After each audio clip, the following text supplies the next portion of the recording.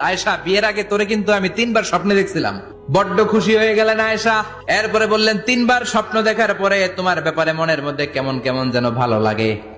তারপরে একটা ছোট্ট কাগজের মধ্যে, জান্নাতি কাগজ, রেশমি কাপড়ের মধ্যে তোমার চেহারাটা এনে জিব্রাইল বললেন, দেখেন নবী কেমন লাগে। আমি কইলাম, ভালো লাগে।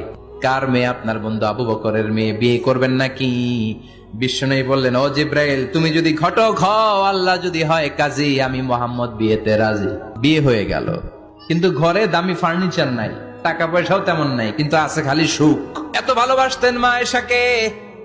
মা আয়েশা গ্লাসের যেই জায়গা দিয়ে পানি খেতেন, বিশ্বনবী ওই জায়গায় মুখ লাগিয়ে পানি খেত। মা আয়েশা গোশতকে হাড্ডি ফেলে দিলে বিশ্বনবী ওই হাড্ডিটা নিয়ে চষতে শুরু করে দিত।